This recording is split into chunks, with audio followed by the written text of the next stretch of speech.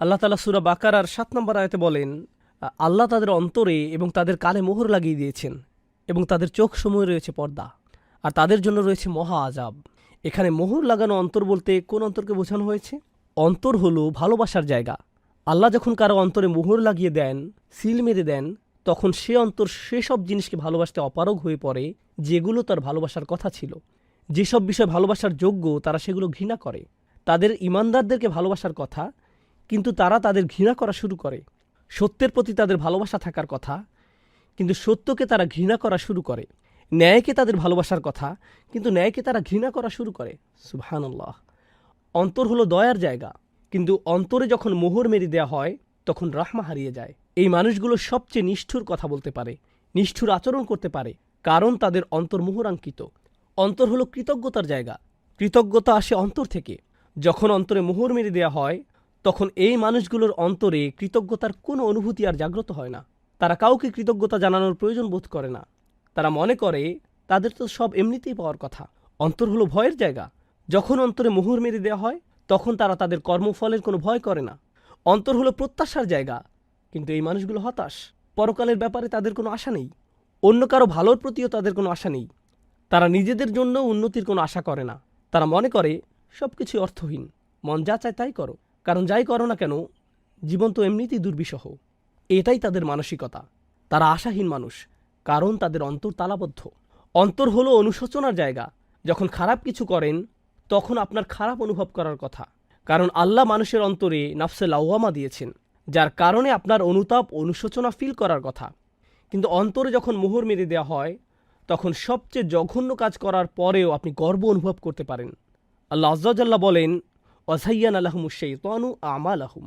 শয়তান তাদের দৃষ্টিতে তাদের কাজগুলোকে সুশোভিত করে দিয়েছে। অন্তর হলো লজ্জা পাওয়ার জায়গা, কিন্তু এই মানুষগুলোর কোনো লজ্জা শরম আর অবশিষ্ট নেই। যখন অন্তর মরে যায় তখন তাদের কথাবার্তা, আচার আচরণ, জামা কাপড় যতই অশ্লীল, অমার্জিত আর কুরুচিপূর্ণ হোক না কেন, এতে তাদের আর কিছু যায় আসে না। আল্লাহ মানুষের প্রকৃতিতে যে বিষয়গুলোকে বিশ্রী কদাকার করে দিয়েছেন তারা সেগুলোকে নিজেদের জন্য সুন্দর বানিয়ে নেয়। অন্তর হলো দায়িত্বানুভূতির জায়গা। আপনার প্রতিবেশীর প্রতি দায় দায়িত্ব আছে, সন্তান সন্ততির প্রতি দায় দায়িত্ব আছে, স্বামী স্ত্রীর প্রতি আছে, পিতামাতার প্রতি আছে। কিন্তু যখন অন্তর মোহরাঙ্কিত হয়ে পড়ে তখন সে অন্তরে আর দায়িত্বানুভূতির কোনো বালাই থাকে না। অন্তর হলো আত্মমর্যাদার জায়গা। আমার মতে এটা সবচেয়ে গুরুত্বপূর্ণ। আল্লাহ মানুষকে সম্মানিত করেছেন। এই মর্যাদা বোধ আসে অন্তর থেকে। যেমন শিক্ষকের প্রতি আপনি যে মর্যাদা ফিল করেন তার অবস্থান অন্তরে। ইসলাম এবং রাসূলুল্লাহ সাল্লাল্লাহু আলাইহি সাল্লামের জন্য যে মর্যাদা অনুভব করেন তার অবস্থানও অন্তরে। আপনার নিজের প্রতি নিজের যে সম্মান অনুভব করার কথা তার অবস্থানও অন্তরে। কিন্তু অন্তরে যখন মোহর মেরে দেওয়া হয় তখন সেখানে আর কোনো মর্যাদা বোধ অবশিষ্ট থাকে না।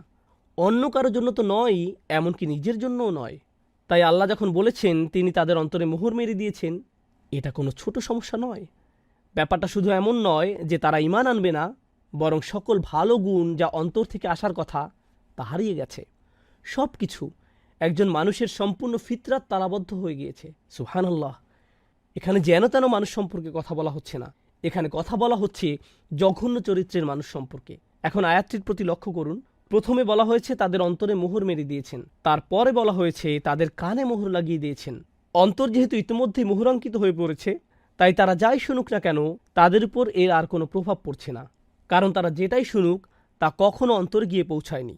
এরপর তিনি বলেন তাদের চোখের উপর পর্দা পড়ে গেছে।